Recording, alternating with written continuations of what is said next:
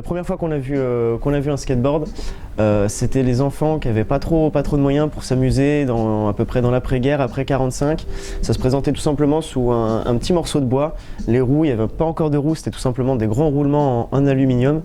Et initialement, il y avait une cagette qui était posée dessus pour pouvoir s'aider à pousser. Et après, le gros boom, ça a été les surfeurs en fait en mal de vagues.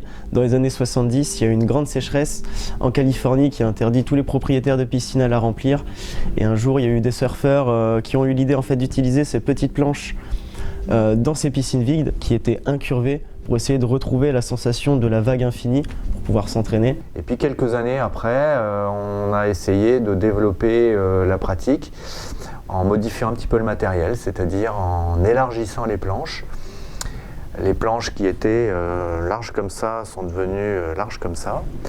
Et à ce moment-là, on a essayé de reproduire un peu ce qu'on faisait en surf dans les vagues. Donc maintenant, on creuse avec du béton pour faire des belles formes, on appelle ça des balls, des formes arrondies où on a plaisir à rouler comme sur la pente d'une vague et puis faire décoller la planche.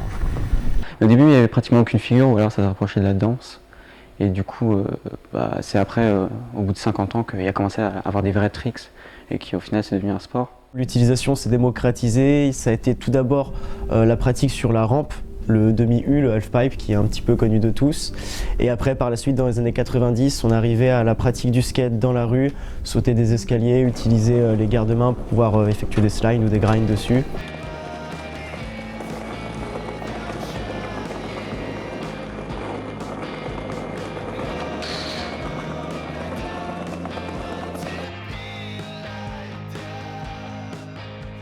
Le skate, au début, c'est dans les villes, ça s'appelle du street. Et du coup, ça abîme les monuments et puis c'est souvent confronté à la police. L'image était très radicale, très orientée rock, un peu l'esprit punk si vous voulez. Et je pense que ça, au départ, ça a pas donné, comment dire, une image un peu positive du skateboard, parce que le jeune homme qui disait à ses parents qu'il voulait acheter un skateboard pour pouvoir s'identifier à tel groupe de personnes, forcément je pense que ça devait peut-être pas réjouir les parents. C'est toujours un peu une culture jeune qui est un peu, je sais pas, délinquant, etc. Et c'est vrai, il y en a beaucoup. Après, je pense que ça évolue et il y a plusieurs personnes un peu différentes de ce milieu qui s'intéressent. Mais c'est vrai que je sais qu'il y a 10 ans ou quoi, c'était vraiment associé à des bad boys et qui détruisaient pas mal de trucs. Quel que soit l'a priori qu'on pourrait avoir de par l'apparence, et c'est justement ça que j'appréciais dans le skate, c'est qu'on va au-delà de toute idéologie, je trouve, par rapport au physique. Moi, dès l'instant que je vois quelqu'un avec une planche, je ne vais pas regarder la personne dans le détail. Je me dis que c'est une personne qui pratique la même passion que moi, donc il n'y a aucune raison qu'on ne s'entende pas. Il y a toujours eu des hauts et des bas, c'est-à-dire des moments où effectivement c'est un peu la mode, on en fait un peu plus, on en parle, il y a des images, et puis il y a des moments où on l'oublie un peu, c'est moins en avant. Aujourd'hui, on constate qu'il y a quand même une vague d'intérêt au skate, mais qui peut être expliquée, je pense, par pas mal de choses. La première, c'est qu'avant, on était vraiment sur une pratique un peu marginale, justement un peu, comment dire, une pratique de niche. Il n'y avait pas beaucoup de personnes et directement, on pouvait s'identifier à un groupe de personnes. Aujourd'hui, le sport a beaucoup évolué. On arrive quand même à un sport qui est reconnu au niveau olympique. Donc déjà, au niveau de l'étiquette des pratiquants, on commence tout juste à avoir l'étiquette de sportif. Donc c'est ce qui fait que je pense qu'il y avait par exemple des personnes qui considéraient peut-être pas le skate comme un sport ou qu'on puisse le pratiquer comme tel, et ce qui fait qu'il y a plein de personnes qui se sont ouvertes à ça.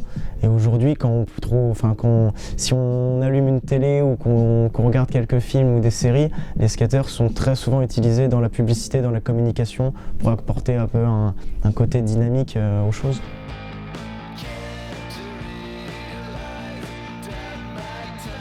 La chose qui m'a donné envie de faire du skate, c'est quand j'ai vu des personnes réussir à décoller au-dessus de cette rampe. Et moi aussi, j'avais envie d'avoir cette sensation de voler. Le skate, ça permet, comme je pense un tas de sports, quand ça devient une passion, c'est que ça peut libérer tous les problèmes, tous les démons entre guillemets du quotidien. il peut se passer, je vais dire, n'importe quoi dans ta vie, forcément tu vas être attaqué. Moi je sais que l'une des seules choses qui m'a permis de remonter les pentes quand c'était pas facile, ça a été le skateboard. Parce qu'une fois qu'on est sur la planche, personnellement j'oublie les soucis, je suis juste sur ma pratique, je suis dans ma petite bulle, à me faire plaisir, à essayer de développer de nouveaux mouvements. Et c'est là où au final je suis directement, on peut dire, relié au bonheur.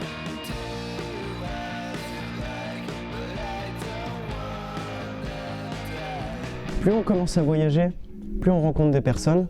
Et ce qui est assez incroyable, c'est que quand on lâche rien, quand on continue de pratiquer avec les autres aussi, c'est qu'on peut aller skater à 20 km de chez soi, à 200 km de chez soi, et très souvent on peut retrouver les mêmes pratiquants sur ces infrastructures.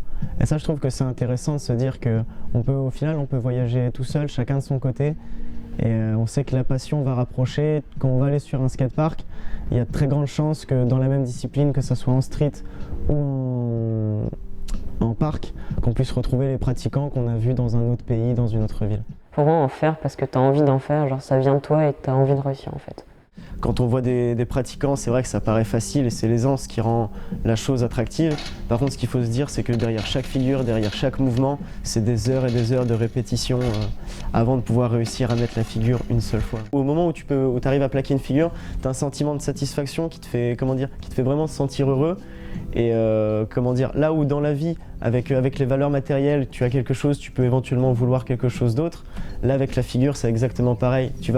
Par exemple, tu as appris à sauter, et directement, dès que tu vas savoir sauter, tu vas avoir envie d'apprendre à tourner, à faire un 180, tu vas vouloir faire un 180. Après, le 3-6 va te faire envie.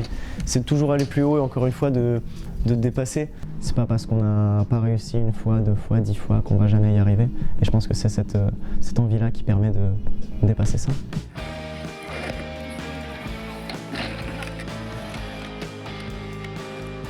J'ai jamais eu de grosses blessures pour l'instant qui puissent me calmer. Franchement, c'est juste des égratignures, des petits bobos quoi, donc rien de grave. Ma pire chute, ça a été l'année dernière. Choc frontal, je suis tombé d'une très grosse hauteur, j'ai voulu mettre les mains, j'ai mis les mains, ça n'a pas stoppé ma tête et je me suis éclaté les dents devant.